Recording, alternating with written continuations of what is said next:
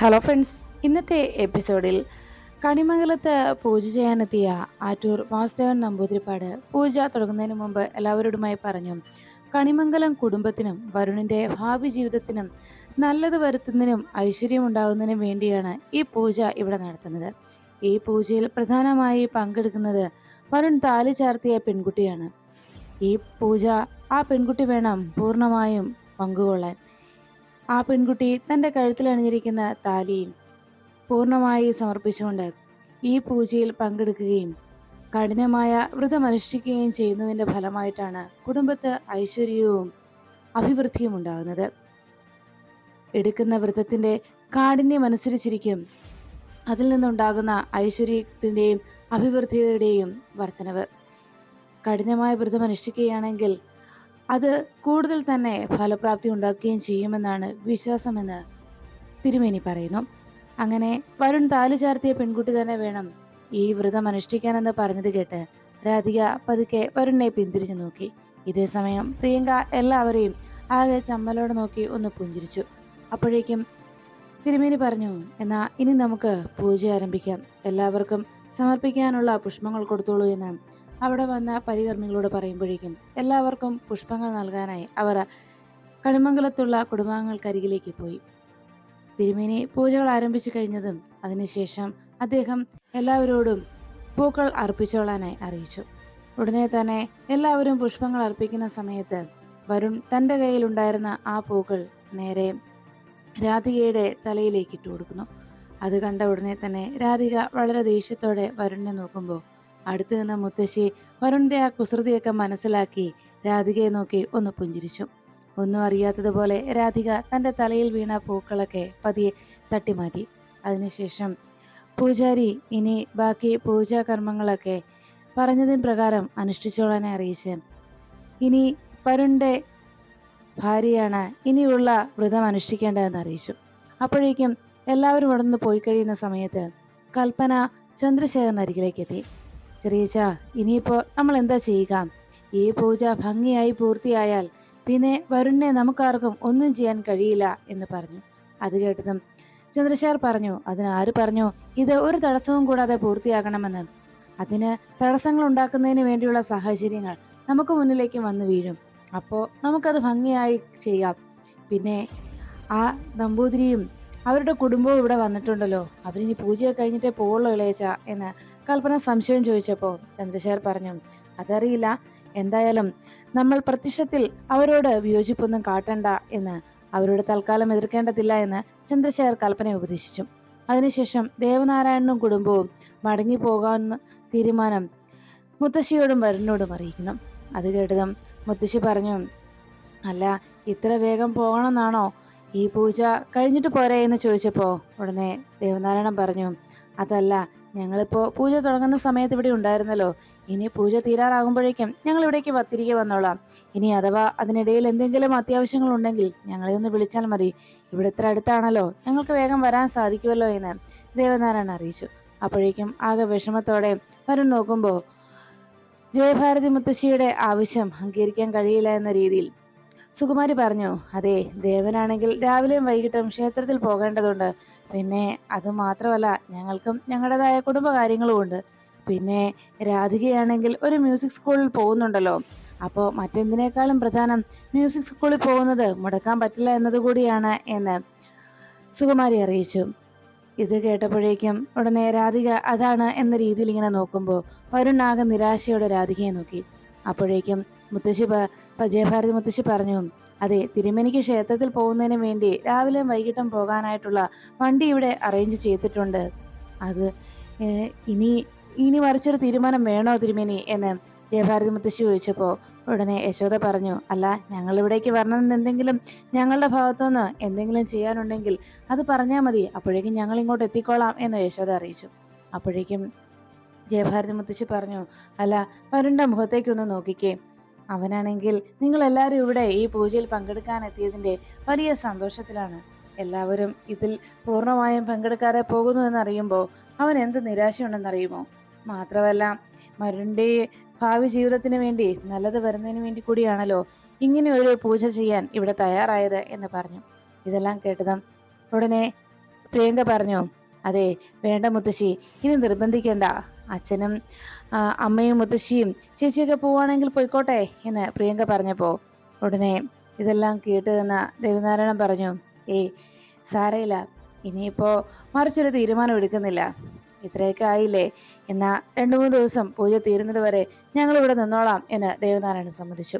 അപ്പോഴേക്കും വരുൺ പറഞ്ഞു, അത് മതി, എല്ലാവരും ഇവിടെ ഉണ്ടാകണം, അത് എൻ്റെ മനസ്സിന്റെ വലിയൊരു ആഗ്രഹം കൂടിയാണെന്ന് വരുൺ അറിയിച്ചപ്പോൾ സുകുമാരി വളരെ ദേഷ്യത്തോടെ രാധികയെ നോക്കി. ഈ സമയത്ത് ദേവനാരായണൻ പറഞ്ഞു, ഞങ്ങൾക്ക് തങ്ങാനായിട്ട് വേറെ സ്ഥലങ്ങളൊന്നും കണ്ടെത്തണ്ട എന്ന് പറഞ്ഞപ്പോൾ മുത്തശ്ശി ഉടനെ പ്രിയങ്കയെ നോക്കിയിട്ട് പറഞ്ഞു, മോളെ പ്രിയങ്കയെ, അച്ഛനും അമ്മയ്ക്കും ചേച്ചിക്കും മുത്തശ്ശിക്കുമൊക്കെ ഉള്ള റൂമൊക്കെ ഒന്ന് കാണിച്ചു കൊടുക്കുക എന്ന് മുത്തശ്ശി പ്രിയങ്കയോട് പറഞ്ഞതും ദേവനാരായണൻ പറഞ്ഞു, അയ്യോ അതിൻ്റെ ആവശ്യമൊന്നുമില്ല, ഇവിടെ ഒരു ഔട്ട് ഹൗസ് ഉണ്ടല്ലോ, ഞങ്ങൾ അവിടെ കഴിഞ്ഞോളാം. അപ്പോഴേക്കും മുത്തശ്ശി പറഞ്ഞു, അയ്യോ അതെന്താ തിരുമേനിക്ക് ഇവിടെ കഴിഞ്ഞൂടെ എന്ന് ചോദിച്ചപ്പോൾ ദേവനാരായണൻ പറഞ്ഞു, ഇക്കാര്യത്തിലെങ്കിലും മറുത്ത അഭിപ്രായം പറയരുത് എന്ന് ദേവനാരായണൻ ആവശ്യപ്പെട്ടപ്പോൾ എന്നാ തിരുമേനിയുടെ ഇഷ്ടം പോലെ എന്ന് മുത്തശ്ശി സമ്മതിച്ചു. അങ്ങനെ ദേവനാരായണനും കുടുംബവും ഔട്ട് ഹൗസിൽ തങ്ങുന്നതിന് വേണ്ടി തീരുമാനത്തിലെത്തി. അതിനുശേഷം മുത്തശ്ശി പറഞ്ഞു, ഇനി ഈ പൂജയിൽ വ്രതമെടുക്കുന്നത് എങ്ങനെയാണെന്ന് പറയാം. വരുൺ താലി ചാർത്തിയ പെൺകുട്ടി ആദ്യം ഒരിക്കൽ ഇരുന്നു കൊണ്ടാണ് ഈ വ്രതം ആരംഭിക്കുന്നത്. ആദ്യത്തെ ദിവസം ഒരിക്കലിരുന്ന് വ്രതം ആരംഭിക്കണം. അതിനുശേഷം കഠിനമായിട്ടുള്ള വ്രതമായതുകൊണ്ട് ഒരിക്കലിരുന്നിട്ട് ബാക്കി സമയത്ത് മുഴുവൻ ഈശ്വരനാമം ജപിച്ചിരിക്കണം. പിന്നീട് പൂജ തീരുന്ന 3-ാം ദിവസം അന്ന് ജലപാനമില്ലാതെ, ഭക്ഷണം പോലും കഴിക്കാതെ, പച്ചവെള്ളം പോലും കഴിക്കാൻ പാടില്ലാതെ തനിച്ച് നമ്മുടെ കുടുംബക്ഷേത്രത്തിൽ ഒരു രാത്രി മുഴുവൻ തനിച്ചിരിക്കണം. അവിടെ ഒരു രാത്രി മുഴുവൻ തനിച്ച് തങ്ങിയതിനു ശേഷം രാവിലെ അവിടുത്തെ പ്രഭാത പൂജയിൽ പങ്കെടുത്ത് പ്രസാദവുമായി നേരെ വീട്ടിലേക്ക് എത്തി ഇവിടുത്തെ പടിക്കൽ ആ പ്രസാദം അർപ്പിച്ചതിന് ശേഷം മാത്രമേ പൂജ അവസാനിക്കുള്ളൂ. പിന്നെ അവിടെ ഒരിക്കൽ ആ ദിവസം അവിടെ വ്രതമിരിക്കുന്ന സമയത്ത് ജലപാനം പോലുമില്ലാതെ വ്രതമനുഷ്ഠിക്കുന്ന, നിരാഹാരമിരിക്കുന്ന സമയം അന്ന് രാത്രിയിൽ ഉറങ്ങാനേ പാടില്ല, ഒരു പോള കണ്ണടയ്ക്കരുത്. അവിടെ പ്രാർത്ഥനയിൽ മുഴുകിയിരിക്കുന്ന സമയം മുഴുവൻ ഭഗവാന്റെ മുന്നിൽ സ്വയം അർപ്പിച്ചുകൊണ്ട് തൻ്റെ ഭർത്താവിനും കുടുംബത്തിനും നല്ലത് വരുന്നതിന് വേണ്ടി പ്രാർത്ഥിക്കണമെന്ന് മുത്തശ്ശി അറിയിച്ചു. ഇതെല്ലാം കേട്ട് കഴിഞ്ഞതും ആകെ ഭയന്നു നിൽക്കുന്ന പ്രിയങ്കയെ നോക്കി ദേവനാരായണൻ പറഞ്ഞു, അതെ, പൂർണ്ണമായ ഭക്തി, എന്ത് നേരിടാനുള്ള മനസ്സിൻ്റെ ധൈര്യം, അത് പിന്നെ പൂർണ്ണമായിട്ടുള്ള ഈശ്വര പ്രാർത്ഥനയും, അതാണ് ഇതിനെല്ലാത്തിനും ആവശ്യം എന്ന് ദേവനാരായണൻ അറിയിച്ചു. അപ്പോഴേക്കും പ്രിയങ്ക ചോദിച്ചു, അല്ല ഇതെല്ലാം കൂടി ഞാൻ എങ്ങനെ ഒറ്റയ്ക്ക് ചെയ്യും എന്ന് ചോദിച്ചപ്പോൾ ഇത് കേട്ട് അവിടേക്ക് എത്തിയ കൽപ്പന പറഞ്ഞു, അതെ, അങ്ങനെ ഇങ്ങനെ ഒരു പ്രശ്നം ഉണ്ടെങ്കിലും പ്രിയങ്ക നീ അത് ചെയ്യണ്ട, നിന്നെക്കൊണ്ട് പറ്റുന്ന കാര്യം നീ ഏറ്റെടുത്താൽ മതി എന്ന് പറഞ്ഞപ്പോൾ കൽപ്പനയോട് പണ്ടാരോ അങ്ങനെയൊക്കെ ചെയ്തു എന്ന് വെച്ച് നീ അത് ചെയ്യേണ്ട കാര്യമൊന്നുമില്ല എന്ന് പ്രിയങ്കയോട് കൽപ്പന പറഞ്ഞു. ഇത് കേട്ടുകൊണ്ട് നിന്ന മുത്തശ്ശി പറഞ്ഞു, അല്ല കൽപ്പനെ, നിന്നോട് ആരാ പറഞ്ഞത് ഇത് ചെയ്യേണ്ട ആവശ്യമില്ല എന്ന്? ഇത് കുടുംബത്തിന്റെ നന്മയ്ക്ക് വേണ്ടി നടത്തുന്ന പൂജയാണ്.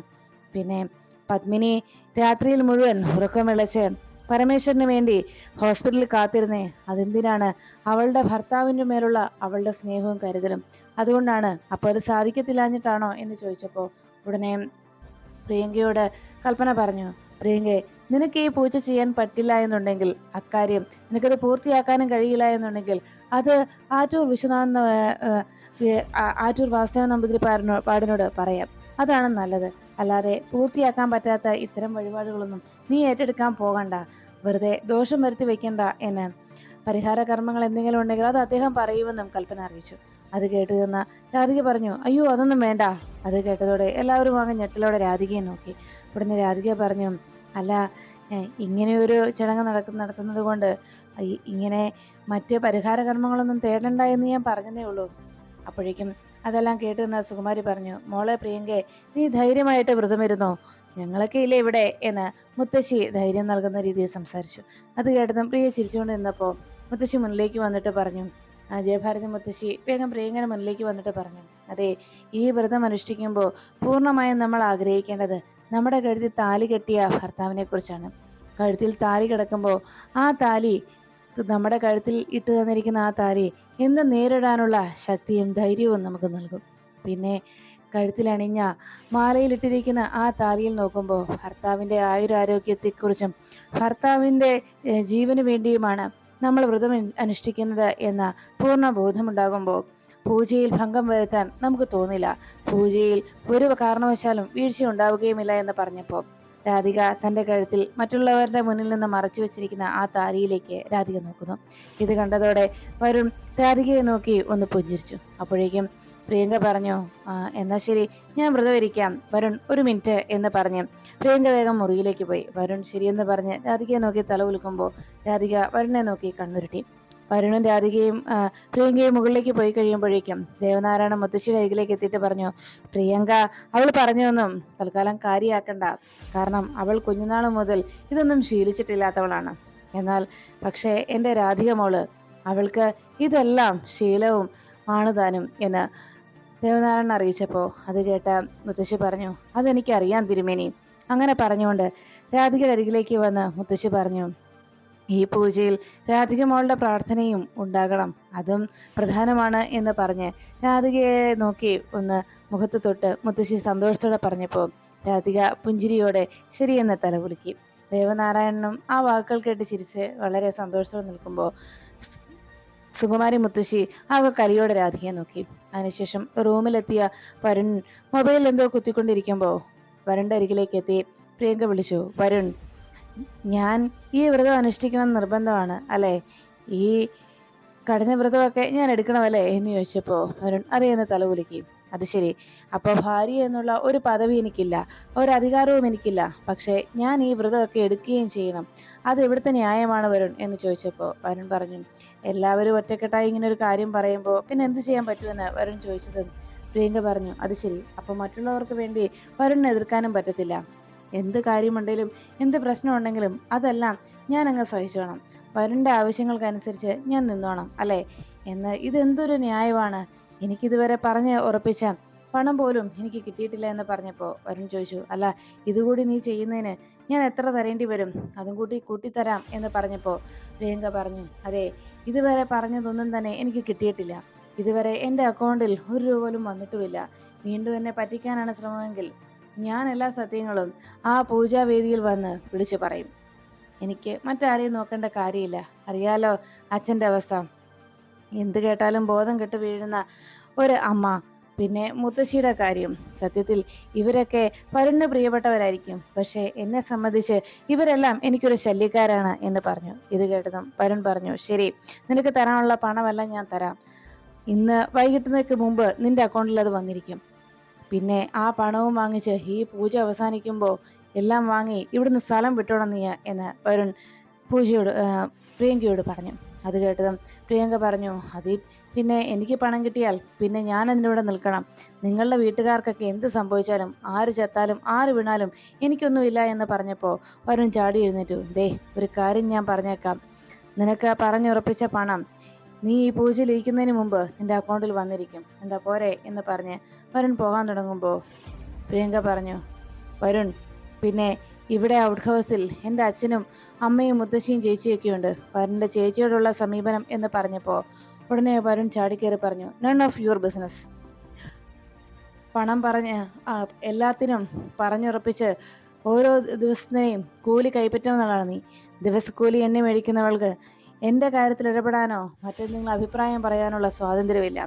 എന്നെ നിലയ്ക്ക് നിർത്താനോ എന്നെ ഏതെങ്കിലും കാര്യത്തിൽ എനിക്ക് എന്തെങ്കിലും എതിർപ്പ് പറയുകയോ എന്നെ എങ്ങനെയെങ്കിലും എന്തിൻ്റെയെങ്കിലും പേരിൽ തളച്ചിടാനോ ശ്രമിക്കാൻ അതിന് നിനക്ക് യാതൊരു അവകാശവുമില്ല.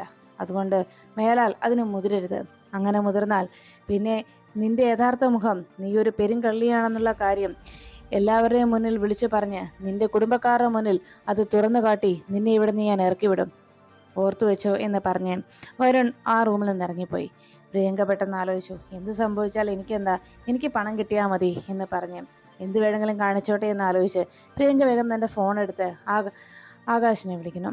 ആകാശ് ഈ സമയത്ത് ശരത്ത് ഈ സമയത്ത് അതിലെ പോകുമ്പോഴേക്കും ശരത്തിൻ്റെ ഫോണിലേക്ക് കോൾ വന്നത് കണ്ട് പ്രിയങ്കയാണെന്ന് കണ്ടതോടെ വളരെ സന്തോഷത്തോടെ കോൾ അറ്റൻഡ് ചെയ്തു. ഹലോ പ്രിയങ്ക, എത്ര നാളായി ഇവിടെ താൻ വിളിച്ചിട്ട് എന്ന് ചോദിച്ചപ്പോൾ പ്രിയങ്ക പറഞ്ഞു, ഞാൻ പറഞ്ഞതല്ലേ ശരത്തെ, എനിക്ക് ചില പ്രശ്നങ്ങളുണ്ടെന്ന്. അതുകൊണ്ടാണ് പണം സെറ്റായതിനു ശേഷം മാത്രമേ ഞാൻ വിളിക്കൂന്ന്. ഇപ്പോൾ പണത്തിൻ്റെ കാര്യം ഇന്ന് വൈകിട്ടത്തോടെ കൺഫേം ആകും. അതുകൊണ്ട് ഞാൻ ആ പണത്തിൻ്റെ കാര്യം നിന്നെ വിളിച്ചറിയിക്കാം. അപ്പോൾ എന്തായാലും നമ്മുടെ സിനിമയുടെ കാര്യങ്ങളൊക്കെ വേഗം നീ റെഡിയാക്കിക്കോ. ഇവിടെ ഒരു പൂജ കൂടി നടക്കാനുണ്ട്. അതുകൂടെ കഴിഞ്ഞാൽ ഞാൻ ഫ്രീ ആകും. ഉടനെ ശരത്ത് ചോദിച്ചു, എന്താ ഞാൻ അങ്ങോട്ട് വരണോ? അപ്പോൾ ഞാൻ ആദ്യം മുതൽ കാര്യങ്ങളൊക്കെ സെറ്റാക്കട്ടെ. എന്താ ഞാൻ വരേണ്ടതുണ്ടോ എന്ന് ചോദിച്ചപ്പോൾ പ്രിയങ്ക പറഞ്ഞു, ഇങ്ങോട്ടൊന്നും തൽക്കാലം ഇപ്പോൾ വരണ്ട. ഞാനിവിടെ ഒരു പൂജയും മറ്റു കാര്യങ്ങൾ കൂടി ചെയ്യാനുണ്ട്. എനിക്ക് തരുന്ന പണത്തിൻ്റെ കൂലി. അതുകൊണ്ട് അതൊക്കെ കഴിയുമ്പോഴേക്കും ഞാൻ എല്ലാ അർത്ഥത്തിലും ഫ്രീ ആകും. അപ്പോൾ ഞാൻ നിന്നെ വിളിക്കാം എന്ന് പറഞ്ഞ് പ്രിയങ്ക ഫോൺ വെച്ചു. പ്രിയങ്ക ഫോൺ വെച്ചതും ശരത്ത് ആലോചിച്ചു, അപ്പോൾ പ്രിയങ്ക പറഞ്ഞാൽ ആ കാര്യം നടപ്പിലാവും. അവൾ ഏതു വിധിനെയും പണം സംഘടിപ്പിക്കും. ഇനിയുള്ളത് എൻ്റെ കാലമാണ്, ഇനിയാണ് ഞാൻ ചെയ്യേണ്ടത് എന്ന് ശരത്ത് മനസ്സിൽ പറഞ്ഞു. അപ്പോഴാണ് ഔട്ട് ഹൗസിലെ പൂജാമുറിയിലിരുന്ന രാധിക ഭഗവാനോട് പ്രാർത്ഥിച്ചത്. വരുൺ താലി ചാർത്തിയ പെൺകുട്ടി വേണം വ്രതം അനുഷ്ഠിക്കാനെന്നും പൂജ ചെയ്യാനെന്നും അല്ലേ തിരുമേനി പറഞ്ഞത്? അങ്ങനെയാകുമ്പോൾ പ്രിയങ്ക ആ പൂജ ചെയ്തിട്ട് എന്താ ഫലമുള്ളത്? വരുൺ താലി കെട്ടിയത് എന്നെയല്ലേ? അപ്പോൾ ഞാൻ വേണ്ടത് ആ പൂജ ചെയ്യാനും വ്രതം അനുഷ്ഠിക്കാനും. എന്താ കണ്ണ, ഞാൻ എന്താ ചെയ്യേണ്ടത് എന്ന് ചോദിച്ചപ്പോൾ പെട്ടെന്ന് ഭഗവാന്റെ ദേഹത്ത് ചാർത്തിയ ആ മാലയിൽ നിന്ന്, കഴുത്തിൽ ചാർത്തിയ ആ മാലയിൽ നിന്ന് ഒരു തുളസിയില നിലത്തേക്ക് അടർന്നു വീണു. ആ തുളസിക്കതിർ വീണതോടെ രാധിക വളരെ പുഞ്ചിരിയോടെ അത് കയ്യിലെടുത്തു. എന്നിട്ട് ആലോചിച്ചു, ഭഗവാനെ ഇത് മതി, ഇത് മാത്രം മതി, അവിടുത്തെ സമ്മതമായി എന്ന് പറഞ്ഞ് ഞാൻ തന്നെ വ്രതം അനുഷ്ഠിച്ചോളാമെന്ന് രാധിക ഭഗവാനോട് പ്രാർത്ഥിക്കുന്നു. അതിനുശേഷം രാധിക വരുന്ന ഒരാപത്തും ഉണ്ടാകരുതെന്നും വരുണും കുടുംബത്തിനും എന്നും സമാധാനവും സന്തോഷവും അഭിവൃദ്ധിയും ഉണ്ടാകണമെന്ന് പ്രാർത്ഥിച്ചുകൊണ്ട് രാധിക അവിടെ നിന്നിട്ടു. അതിനുശേഷം രാത്രിയിൽ എല്ലാവരും ഭക്ഷണം കഴിക്കാനായി റെഡിയാകുമ്പോൾ രാധിക വലിയ ആലോചനയിൽ മുഴുകിയിരുന്നു. രാധികയുടെ അരികിലേക്ക് യശോദ എത്തിയിട്ട് പറഞ്ഞു, മോളെ രാധികെ വാ, ദാ ഭക്ഷണം എടുത്ത് വെച്ചിരിക്കുന്നത്, നമുക്ക് കഴിക്കാം എന്ന് പറഞ്ഞതും രാധിക പറഞ്ഞു, അയ്യോമ്മേ എനിക്ക് വേണ്ട, എനിക്ക് വിശപ്പില്ല, നിങ്ങൾ കഴിച്ചോ എന്ന് പറഞ്ഞപ്പോൾ യശോദ ചോദിച്ചു, വാ കുട്ടി, അത്താഴപ്പട്ടിണി കിടക്കാനോ? അത് പറ്റില്ല. അപ്പോഴേക്കും രാധിക പറഞ്ഞു, അയ്യോമ്മേ എനിക്ക് വിശക്കുന്നില്ല, അതുകൊണ്ടാ, അത് മാത്രമല്ല എനിക്ക് ഉറക്കം വരുന്നു. അപ്പോഴേക്കും ദേവനാരായണൻ അവിടേക്ക് എത്തി. ദാ കേട്ടില്ലേ ദേവേട്ടാ, മോൾക്ക് ഭക്ഷണം വേണ്ടെന്ന്, അവൾക്ക് വിശക്കുന്നില്ലെന്ന്. അത് കേട്ടതും ദേവനാരായണൻ ചിരിച്ചുകൊണ്ട് അരികിലേക്ക് ചെന്നു. എന്താ മോളെ, നീ ഭക്ഷണം കഴിക്കാതെ എന്തെങ്കിലും വയ്യായികയുണ്ടോ എന്ന് ചോദിച്ചതും, എന്ത് വയ്യായിക അച്ഛാ, എനിക്കൊരു കുഴപ്പമില്ല. ഞാൻ ഇത്രയും നേരം ഇതിൽ ഓടിച്ചാടി നടന്നാലേ പിന്നെ എങ്ങനെയാ എനിക്ക് അസുഖം ഉണ്ടാവുക? പിന്നെ ഞാൻ പ്രസാദവും കഴിച്ചു, പോരാത്തതിനും കരിക്കും വെള്ളവും കുടിച്ചു. അതുകൊണ്ടാണ് ഞാൻ പറഞ്ഞത്, എൻ്റെ വയറ് നിറഞ്ഞിരിക്കുക എന്ന് പറഞ്ഞു. ഉടനെ ദേവനാരായണൻ അരികിലേക്ക് ചെന്നിട്ട് ചോദിച്ചു, പൂജാ സാധനങ്ങളൊക്കെ ഒരുക്കിയും അവരെ സഹായിച്ചും മോളാകെ ക്ഷീണിച്ചുവല്ലേ എന്ന് ദേവനാരായണൻ അന്വേഷിച്ചപ്പോൾ രാധിക പറഞ്ഞു, അച്ഛൻ എന്താ ഈ പറയുന്നത്? ഭഗവാന്റെ കാര്യത്തിൽ എന്തെങ്കിലും ചെയ്യുന്നതിൽ എനിക്ക് എന്തെങ്കിലും ക്ഷീണോ തളർച്ചയോ തോന്നിയിട്ടുണ്ടോ അച്ഛാ? അച്ഛൻ അതോർത്ത് വിഷമിക്കണ്ട. അപ്പോഴേക്കും ദേവനാരായണനാകെ സങ്കടത്തോടെ നിൽക്കുന്നത് കണ്ട് രാധിക തൻ്റെ വയറിൽ തൊട്ടിട്ട് പറഞ്ഞു, അച്ഛാ സത്യമായിട്ടും എൻ്റെ വയറ് നിറഞ്ഞിരിക്കുന്നത് കൊണ്ടാ എനിക്ക് വേണ്ടെന്ന് പറഞ്ഞത്. അച്ഛൻ ഇനി അതോർത്ത് മനസ്സ് വിഷമിക്കണ്ട. അച്ഛനും അമ്മയും പോയി ഭക്ഷണം കഴിച്ചോ എന്ന് പറഞ്ഞു. ഉടനെ യശോദ പറഞ്ഞു, വാ ദേവേട്ടാ, നമുക്ക് പോയി കഴിക്കാം. അങ്ങനെ ദേവനാരായണനെ വിളിച്ചുകൊണ്ട് യശോദ അവിടെ നിന്ന് പോയി. അവർ പോയി കഴിയുമ്പോൾ രാധിക ആലോചിച്ചു, ഇന്ന് ഒരിക്കലിരിക്കണമെന്ന് പറഞ്ഞാൽ ആരും സമ്മതിക്കില്ല എന്ന് മനസ്സിൽ ചിന്തിച്ചുകൊണ്ട് രാധിക നിൽക്കുമ്പോൾ സുകുമാരി അവിടേക്ക് എത്തി. ഉടനെ യശോദ പറഞ്ഞു, രാധികയ്ക്ക് ഭക്ഷണം വേണ്ടെന്നാ പറഞ്ഞത്. ഉടനെ സുകുമാരി പറഞ്ഞു, അപ്പൊ അതുകൊണ്ട് നിങ്ങൾക്ക് വേണ്ടായിരിക്കുമല്ലേ? അപ്പോഴേക്കും യശോദ പറഞ്ഞു, അല്ലമ്മേ, നമുക്ക് കഴിക്കാനാ വന്നത് എന്ന് പറഞ്ഞപ്പോൾ എന്തായാലും ഔട്ട് ഹൗസിൽ താമസിക്കാമെന്ന് തീരുമാനിച്ചതുകൊണ്ട് നന്നായി. ഇനിയിപ്പോ കണിമംഗലത്തായിരുന്നെങ്കിലേ അവള് ഭക്ഷണം കഴിക്കാത്തതിന്റെ കാരണം അന്വേഷിച്ച് ആളുകളിപ്പോ ക്യൂ നിന്നേനെ. അല്ലെങ്കിലും അവളെല്ലാവരെയും സ്നേഹിച്ച് പാട്ടിലാക്കാൻ, അവളെ മയക്കിയെടുക്കാൻ വിദഗ്ധയാണല്ലോ എന്ന് പറഞ്ഞപ്പോൾ ദേവനാരായണൻ പറഞ്ഞു, അല്ലെങ്കിലും എൻ്റെ മോളെ ആരും സ്നേഹിച്ചു പോകും, അതാണ് അവളുടെ സ്വഭാവം എന്ന് ദേവനാരായണൻ അറിയിച്ചു. പിന്നെ അങ്ങനെയാണല്ലോ എന്ന് പറഞ്ഞ് ഒട്ടും ഇഷ്ടപ്പെടാതെ സുകുമാരി യശോദയും വിളിച്ചുകൊണ്ട് അകത്തേക്ക് പോകുന്നു. ദേവനാരായണനും അപ്പോൾ ഭക്ഷണം കഴിക്കാനായി പോയി. ഈ സമയത്ത് രാധിക ആലോചിച്ചു, എന്തായാലും വരുണിനു വേണ്ടി എന്നാലാവുന്ന രീതിയിൽ ഈ പൂജയും വ്രതവും ഞാൻ അനുഷ്ഠിക്കും. ഒരാപത്തും വരുണുണ്ടാകാതിരിക്കുന്നതിന് വേണ്ടി, വരുണിൻ്റെ ജീവിതത്തിൽ എന്നും സമാധാനവും സന്തോഷവും ഉണ്ടാകുന്നതിന് വേണ്ടി ഈ പൂജയ്ക്ക് ഒരു ഭംഗവും വരുത്താതെ ഞാൻ തന്നെ ഇത് പൂർത്തിയാക്കുമെന്ന് രാധിക മനസ്സിൽ ഉറപ്പിച്ചു.